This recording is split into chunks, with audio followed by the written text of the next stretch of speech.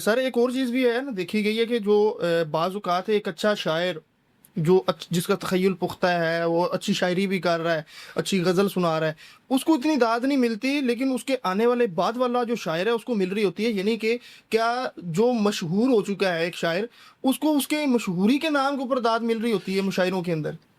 अब बात फिर वही आ गई कि लोगों का माइंड सेट क्या, मजमा कैसा आगे बैठा हुआ।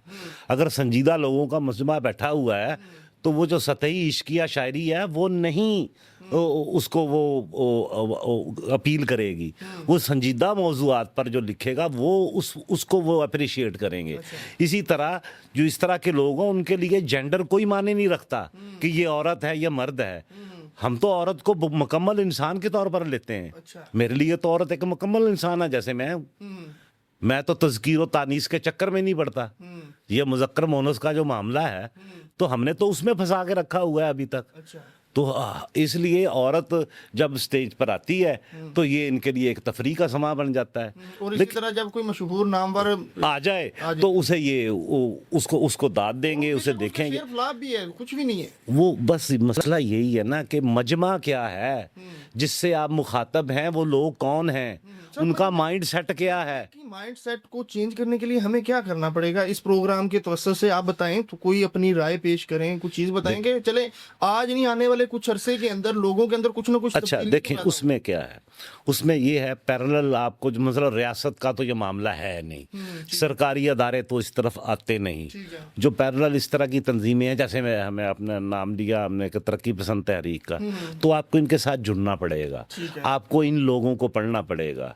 अब जब आप पॉपुलर लोगों को पढ़, मैं इनके लिए मैंने एक टर्म कायम की हुई है, लिटरेरी शोबिज़। अच्छा। मैं इन्हें लिटरेरी शोबिज़ लिखता हूँ। अब अगर आपने ये फैसला आपका है, आपने लिटरेरी शोबिज़ के लोगों को पढ़ना है या आपने संजीदा लोगों को पढ़ना है, ठीक है। अब मैं पाबंदी तो लगा नहीं सकता कि इस मुशायरे में ना जाएं, फलां बंदे ने एक स्टूडियो बनाया हुआ है वहाँ ना जाएं, या आपके पास आपने ये बनाया हुआ, आप तो शायर नहीं हैं, तो कई लोगों ने तो किया हुआ है ये सारा कुछ।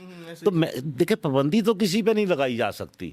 इसमें ये होता है कि ज़्यादा से ज़्यादा आप लोगों को अवेयर कैसे करेंगे, उसके लिए टूल ये हैं। बेशुमार लोग जो संजीदा लोग हैं, हमारे बेशुमार दोस्त हैं जिन्होंने ये चैनल बनाए हुए हैं, यूट्यूब चैनल, तो लोग जो संजीदा लोग हैं उन्हें सुनते हैं।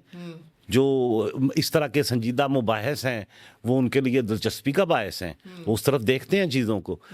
अब जो कि ले मैन का तो मैं कह नहीं सकता कि ले मैन को तब तक जब तक उन पर चीज़ें पहुंचेंगी नहीं, उन्हें कोई बताने वाला ना हो, तो फिर क्या है। आपके कॉलेजों यूनिवर्सिटियों में पढ़ाने वाला निसाब क्या है, वो निसाब कुछ नहीं है। आपका टीचर अपने मर्तबे पे, आपका उस्ताद अपने मनसब से नीचे उतर चुका है, वो बच्चों को उस तरह से बताता नहीं है। हमारे ज़माने में, हमारे स्कूल के ज़माने में बज़्म अदब का एक प्रिय होता था पूरा, अब वो नहीं है कहीं भी, पूरे पाकिस्तान में नहीं है। अब चूँकि तालीम भी एक कारोबार बन गया है, एक इंडस्ट्री बन गई है।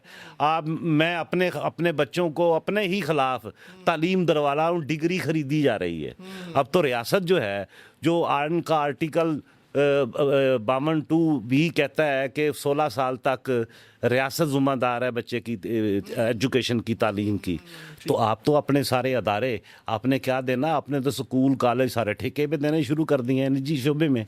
तो रियासत तो अपनी ज़िम्मेदारी से ही भाग चुकी है, तो उस्ताद क्यों नहीं भागेगा। उस्ताद भी पैसे कमाने वाली मशीन बन गया हुआ है। तो ये लिटरेचर तो और तरह के लोगों का इशू है। लिटरेचर से वाबस्ता लोग, सारे माशरे के लोग तो लिटरेचर से वाबस्ता नहीं होते।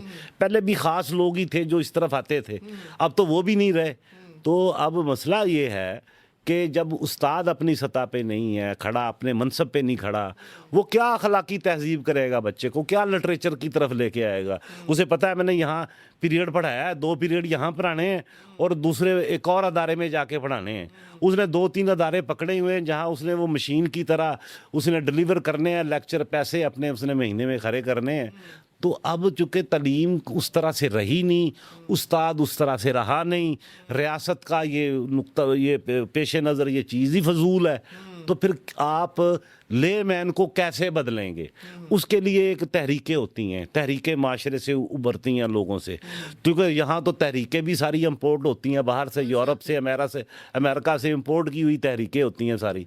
तो जब तक लोग खुद नहीं सोचेंगे, जब तक लोग खुद इस तरफ नहीं आएंगे कि जो ज़िंदगी हम बसर कर रहे हैं ये इंसानों वाली ज़िंदगी नहीं है, हमने इसे तब्दील करना है, हमने रियासत से अपना हक लेना है, तो फिर आप संजीदा मौज़ूआत और मुबाहिस की तरफ आएंगे। इसके अंदर मेरा एक और जब तक आप सोचेंगे ही नहीं इस तरफ आना, तो आप कैसे आ सकते हैं? आप नहीं आएंगे।